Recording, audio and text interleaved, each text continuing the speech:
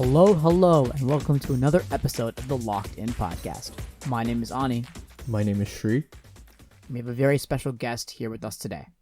Today, we're going to be talking to Mr. Derek Rhodes, who is the Director of Business Strategy at the Miami Heat. We're just going to be learning a little more about sports business and trying to get some more insight in how the workings of that field are.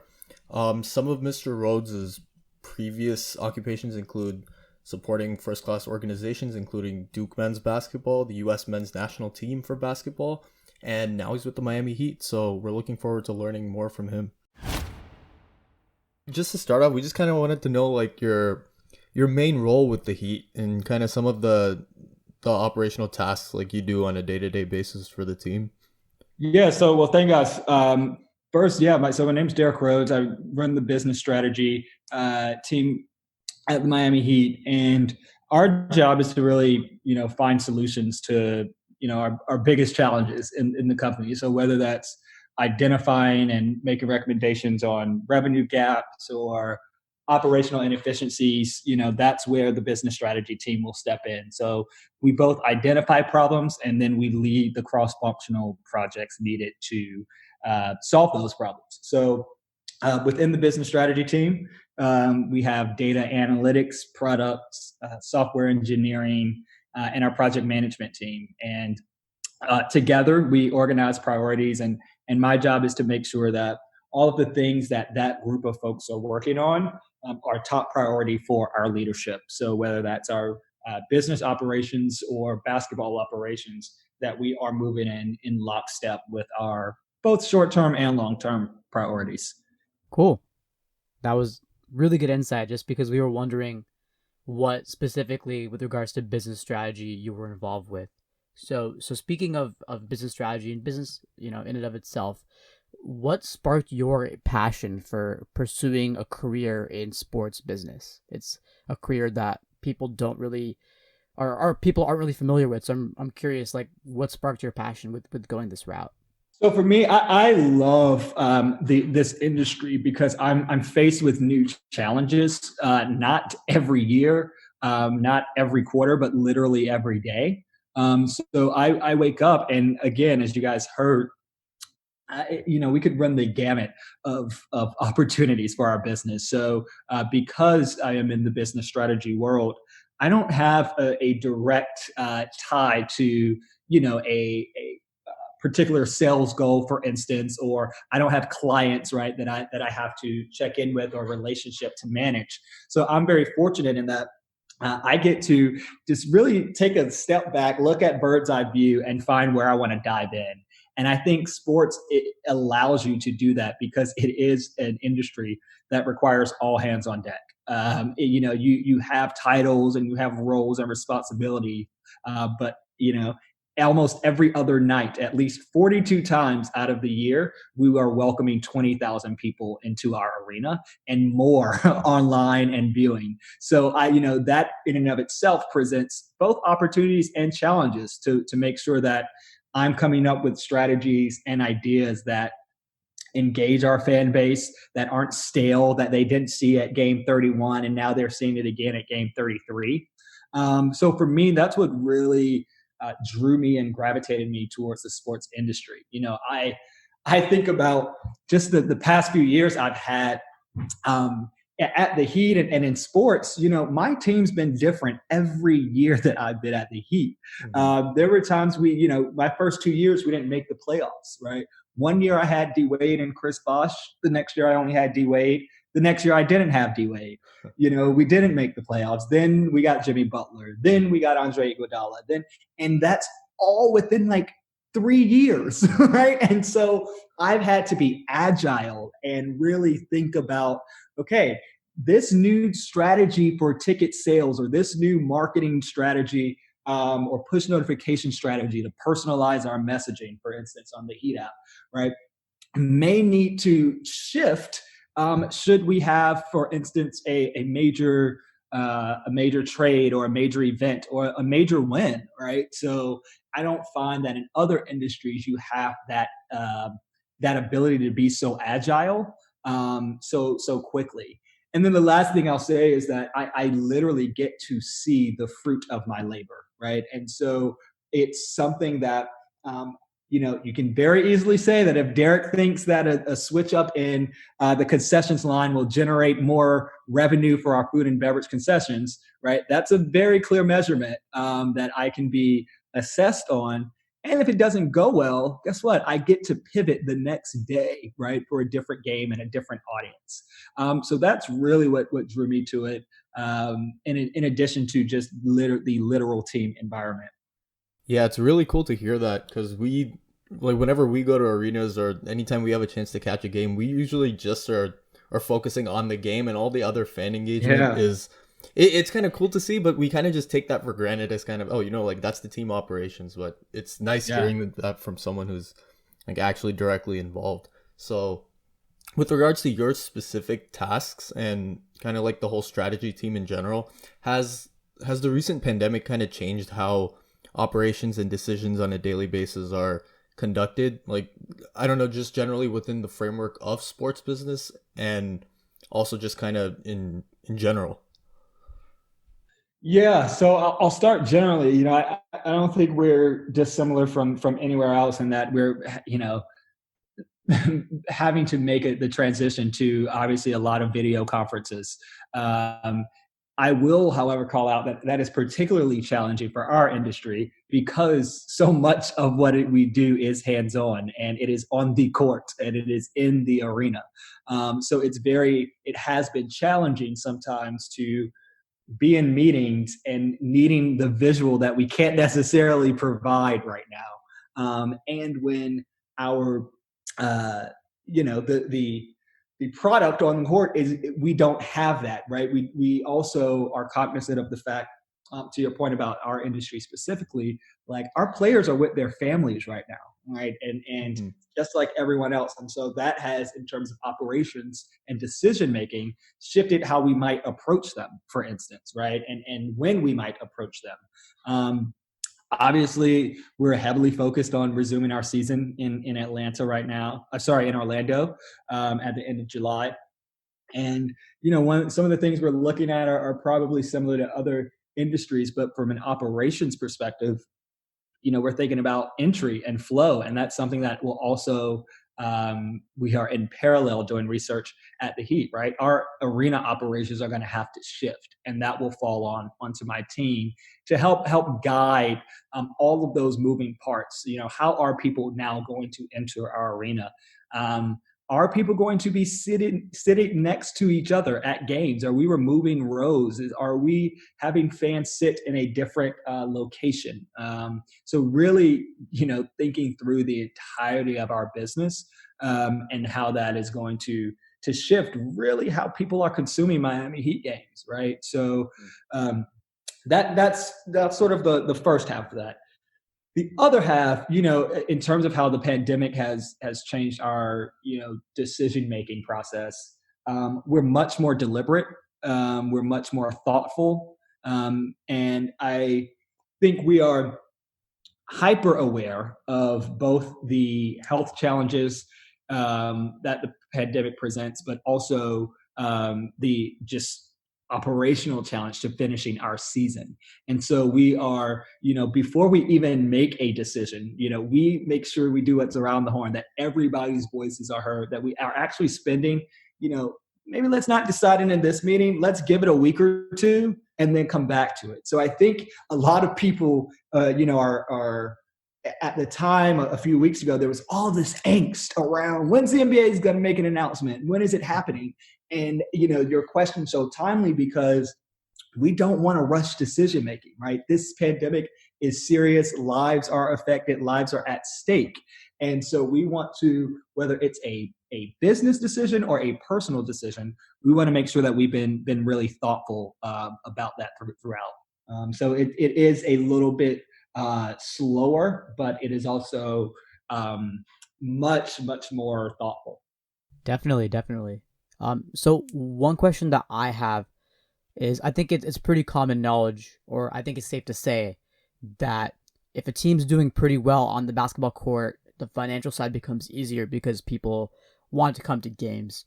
If the Lakers always have usually really good at tennis, but especially if they're the number one seed and they're the best team in the NBA, they generally will have every single game sold out. So if the team isn't doing well, and you were talking about your experience being on the Heat for 2 years when the Heat didn't make the playoffs, is it the job of the business side to implement new strategies during the season to sort of dig the team out of a hole financially if ticket sales aren't going up or if people just aren't coming to games? Yeah. So I think, you know, yes, it is. We pay close attention to team performance. I don't want to discredit the work of my business operations colleagues. It is, even if the team is performing well, some that does not necessarily mean we are having a financially strong season either, right? So I think this season is a good example for us, right? We are comfortably in the playoffs, amongst the top four teams.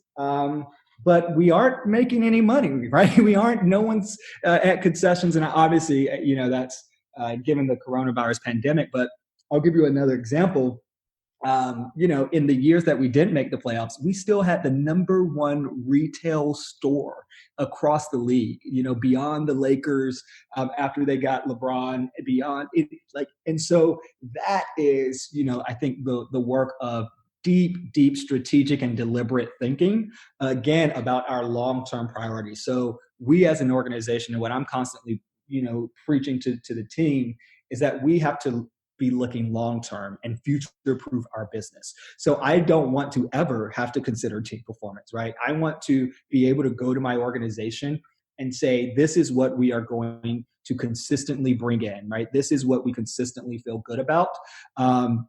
And again, at the sort of micro level, we're able to be a little bit more agile, right? So if things aren't working, yeah, we adjust. And if we have a low revenue game for whatever reason, sure, our strategies for the following one may be more aggressive. But what we really try to do is spend, and I'll just say this quickly, like, one of the questions I often get is like, well, what do you do in the off season? Are you like, what trips are you taking?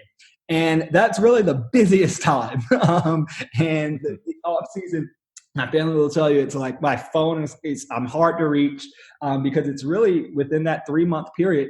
We have to assess everything from the previous season, all 82 games. We have to adjust things that didn't work well after that review. Then we have to schedule the following season. And then we have to plan out these strategies for the season. So it is a very long-term game, so that hopefully we aren't having to constantly be adjusting our long-term priorities. Cool. And kind of following up on the whole the tie-in between the sports and the business side. So if the team isn't doing well, but all the financials are good, and the revenue is good, fan engagement is high, and the organization is still like relatively popular among the league, like how did the employees feel generally, like, on the business side? Because I know losing seasons are tough on the fans, I know losing seasons are tough on the front office, but well, I'm just gonna give the example of like the Knicks. Like, they sell out at most every game. They still have like high jersey sales, and obviously with New York being a big market, it's still one of the most popular teams. But I know Knicks fans are suffering, so I kind of wanted to get the business perspective on how employees really take losing seasons. Yeah, I mean, we're one big family, right? So we all care about how our team performs, and I think we're. I can't speak to other organizations, obviously, but we are in lockstep with every aspect of the Heat Group, and so there is no this is front office responsibility, this is business operations responsibility, this is the responsibility of our fans. We're one big team, and you really feel that in the office. Look, when the team's not doing well, it's not just basketball operations that are upset, right? The people who had to try to convince our corporate partner that we would have X amount of eyes on their ad is really upset, because they put in a lot of work in that off season. And guess what? They made a promise to a partner like Gatorade or ESPN or our jersey partner that we couldn't fulfill, not because it was a bad strategy or a bad idea, but because we lost. And so that means that everyone's feeling it, right? Because we are all the things that we work on are in service of our team. And so when we all hurt, we hurt together. So you actually answered one of our questions that we had. One of the other questions we were going to ask was, is there more work during the season or during the off season? But you answered that a few minutes ago. So thanks for that. But a question I had with regards to something you talked about a few minutes earlier is when you're implementing new strategies. So for example, you said you might want to change the way the lines are at concession stands and see if that makes an impact on revenue.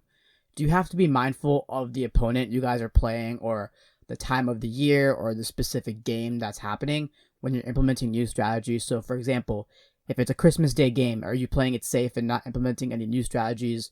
Or if the Lakers come to town or the Celtics come to town, a very good team that is going to be sold out, are you mindful of that and making sure that if you are implementing new strategies, you're taking that into account with regards to maybe concession sales increase because it was a big team and it was a long game, so people were hungrier? Is that stuff you take into account, or do you only implement like new strategies in sort of safe games if like the Hornets come to town, for example?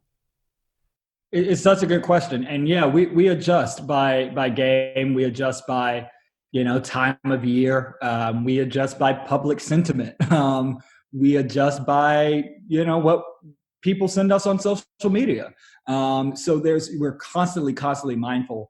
And one thing, just a huge shout out, my team. We've got a team of 35 people who are all data analysts, and we live and breathe in the data of our business, and they're constantly mining data and finding those insights, literally sometimes in the middle of the game. So a perfect example is a Saturday night game against LeBron James and the Lakers may be very different than a Monday night game against Charlotte, right? And so you could come to the arena on Saturday and the pricing you see may be different. And we don't, I will say we do not variable price, but some teams whose business strategy groups advocate for that, you may see different prices depending on that, right? And so we have to adjust. And it's also, I like to think about our world in terms of like different levers we pull. So it's not always just the in-arena experience, but maybe I keep the in-arena experience consistent the entire season, regardless of opponent. And I'm going to pull on my digital levers a little bit more, right? I'm going to switch up how I am, using our email marketing tool, right? Or how I am thinking about our retail experience or push notifications that I'm sending that can then generate. So it's a combination, but we are so mindful. And that's another reason why I love this industry and what I do, is because I have to sort of keep an eye on everything and be ready to just have like in my back pocket 800 strategies that I can roll out as we're constantly in real time seeing the efficacy of those strategies. So, kind of following up on that, with specifically fan engagement, I know right now with social media, there's so many different like platforms people can use to, get surveys from fans, get user engagement and feedback from certain strategies implemented. But what have you found that's tended to work the best with regards to, getting like the true opinion of what fans think when they go to the arena and experience everything, and when there's like in-game promotions, and what's like your most accurate, not really accurate, but I don't like the most effective way of determining whether a fan enjoyed what they experienced at the game? Yeah. So it's a great question because we take it so seriously at the Heat, and there is a continuous feedback loop. So I'll just kind of run you through at the end of every game. If you attend a Miami Heat game and you purchase a ticket from us, you're going to get a survey at the end of the game. If we saw that you scanned in your ticket and that you were there, we're going to ask you about your experience. Similarly, because I have just an amazing team of data scientists, I know that the Derek that is on Twitter is the same Derek that's filling out this form, right? And so I can see Derek's sentiment in our customer relationship management tool and know that, okay, if I am a rep, right, I know that, well, Derek said he had a poor in-game or said on social media he had a bad in-game experience, right? But this survey he did also gave it a 9 out of 10, right? So maybe there's a disconnect, or let me see, maybe we aren't being clear. So that's one way we collect and amalgamate feedback. The other way, we are, I listen to my friends, listen, like it's also the informal feedback as well. Mm-hmm. And I think that's really important because we're not afraid to try something and say that it came outside of our world. In fact, that's when we are most excited about it, because it means that the response will be something that people wanted. Um, so we take it seriously. I mean, and again, the also other informal piece of it is, our membership representatives and our premium sales team are absolutely amazing. And they are texting their clients, they're texting our members, right? And we are tracking all of that information and taking it very seriously. Again, when the off season comes, everyone is sitting down and listening and talking and revising. The last piece I'll add to that is, on game day, as I walk around the arena, I have on my phone real-time information and data across every aspect of our business. So I could see how many people are in the building, how much money we've made, how many jerseys we've sold, how many shots of Grey Goose we've administered, like down to that level of detail, right? And it's a lot in Miami. It's a lot, all right? But, it's what we also add to that piece when executives at the end of every game, executives will go into a room and we look at these reports and we say the next page on that is an analysis of all of the fan feedback that we've gotten in game. So, I think when people come to games and they're like, you're filling out the little card somebody handed you randomly as you're getting your nachos, or you're stopping by a stand, like all of that does make its way back to us, and we take it seriously. So I'm most excited when I do get to hear fans, and not just hear them, but also say, look, I heard you and here's what we did about it. Helps with loyalty, right? Keeps you coming back. Oh, of course. Definitely. And so our last question is, you've talked about so many things, and just from me thinking about your job and a day in your shoes, there seem to be so many variables you have to balance. And it seems like, as you said, there's so many levers that you can pull, and you have, your 5-year plan from whatever the Heat want to do for the next 5 years in terms of strategy, and you have your own personal things that you might want to tweak. So how do you stay focused and not get lost in what seems like so much data, so much information, and so much power to change things? How do you keep your focus and make sure that you're not getting lost in all that? Ooh, I like that question. It's tough, right? And I like the game of basketball also, right? So I'm the type that, I'm looking at all of this data, all this information, but then guess what? I'm also getting in group chats and I'm getting like into arguments with my friends, and I'm also getting ESPN articles about our team sent my way, or about everything generally, right? And so you're right, it is a lot to take in. And for me in my role as somebody that, like, again, can go and pull different levers when needed, you really have to make sure that you're not reactionary, right? Like, we have a long, long season. And so, I think when I first started, I would be so reactive to, a gap I saw in our revenue for something, right? And want to adjust quickly. But what I realized is that sometimes you need a little breathing room to test it out. But then also, just from a personal perspective, right? You kind of got to give yourself a little grace, because again, there are 82 opportunities to get this right, right? And if you're like me, again, as I laid out in the beginning, I've had so many different seasons that it is almost fun to take a step back and look at the data and find out, in those years, what worked well and what didn't. But it's a constant challenge. I think the other thing I'd add is, like, making sure we are hyper focused on priorities. So if you are in my office, I have a whiteboard. And for the people that will listen to this that work with me, they're laughing right now, because if you come to me with an idea, I go straight to the whiteboard. and I say, where does this fall within these three things, right? And if it's not on that board, I can't worry about it at the time.